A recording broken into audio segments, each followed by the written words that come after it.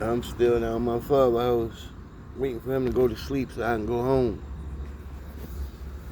And y'all seen the traffic stop I just posted. They didn't write the guy a ticket, so I got that part wrong. But they is out here practicing pulling people over. There's two traffic stops they had less than 10 minutes apart. And you can tell they're young by their voices. And only one officer, well, you can tell the officer that's doing the traffic stops is young by his voice. The other officer didn't say nothing. He just watching them practice. So they probably pulling people over for him to get practice. Don't even have the intent on writing tickets. But what if you out here driving and get pulled over on a humble? And he out here practicing and you got invalid license. Now if you driving without a license, if they go by the law, if you somewhere where you can park your vehicle, they supposed to let you park your vehicle, and you gotta find somebody with a license to operate it, or you gotta leave it there and get it, till somebody can drive it for you. And you gotta move it if it's in a time limit where you gotta move before a certain time or it get towed. Now, if you somewhere you park and it don't have no time limit on it, the bad boy can sit there indefinite till you get somebody. But if you driving on a suspended license or something like that, they can lock your ass up. But if you driving and you just don't have a license, a lot of times they won't even give you a ticket. Sometimes they will, but a lot of times they don't even give you a ticket. They just tell you park it and and don't try to come back. Sometimes they'll circle around, see if you come back. As long as you ain't in there, they can't do nothing. But if you behind that steering wheel, that warning you got, that's going to turn into a tow. They're going to tow it. And I always thought that was weird. I ain't never mind because I done had it happen to me plenty. I mean plenty. I would get caught driving and I don't have my license. But once I found out they don't do nothing but make you park it, or I would keep on going until I see somewhere I could park it, and when I pull over, I wasn't pressed to get no license. And then I was with my man, we in the car, he had a suspended license. Man, they locked his ass up and towed that car. He was pissed. Then he gonna get mad at me because I ain't got no license to drive it for him. He already knew I had no license when we got in there. He gonna blame me, talking about it's my fault. It got towed because I ain't got no license. I'm 900 years old and ain't had no license. Of course I wasn't 900, but.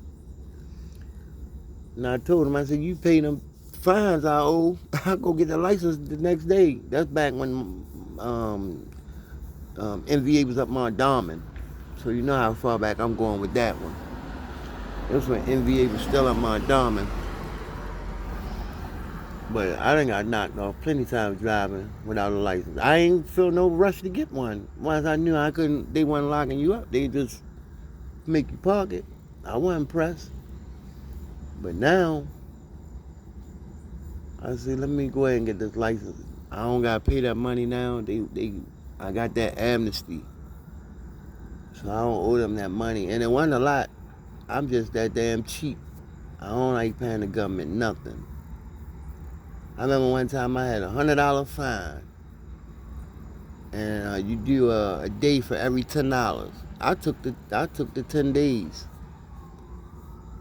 And I went in, the judge told me go in before the end of the day as far as court. So I had to turn myself in about 5 p.m. I went, got some money, turned myself in. I was only gonna be over there between 4 and 5 days. But I still like to have money.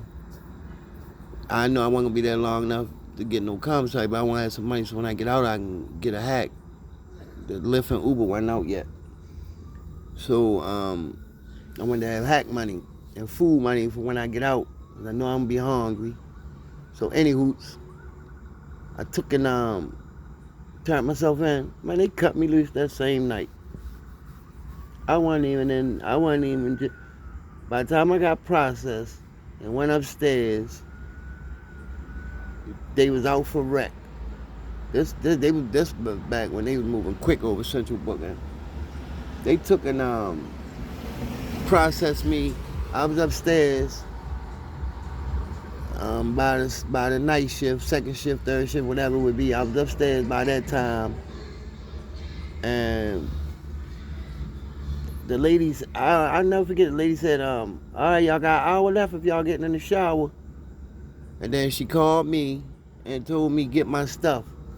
I say, what section I'm going on? She said, you going home? I ain't say nothing. I was like, okay. I ain't say you sure, none of that. Okay, because if they messed up, that's on them. That ain't for me to do their job. If they messed up, let me go. That ain't on me. That's on them. So she said, get your stuff. I said, okay. She said, you going home. Get your stuff. I went in that cell. I grabbed a little bit of paperwork I had and left everything else. The guy who was in the cell with me, he asked me did I want my sheets. I'm thinking to myself, man, you can have all this shit. Matter of fact, you can have the cell. It's yours. Because he came upstairs at the same time as me. I said, you can have the cell too. I know he probably said, he bastard. I know he was probably pissed because he wasn't going nowhere. I told him he could have everything. I told him he could have my breakfast tray.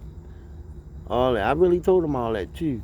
Asking me something stupid, do I want my sheets? I'm going home and I'm doing some sheets. So I figured he being smart, I'm be smart back. So I told him you can have the sheets. I said you can have the cell and you can have my breakfast tray. And I bounced. And then I end up seeing the dude about 3 months later. I don't know what happened, but I seen him. I can't remember. I seen him down the harbor, I think it was. I seen him down the harbor. I went to a Fantasia show. I seen him down the harbor. He wasn't going to the show, but he was down the harbor. I seen him down the harbor. All right.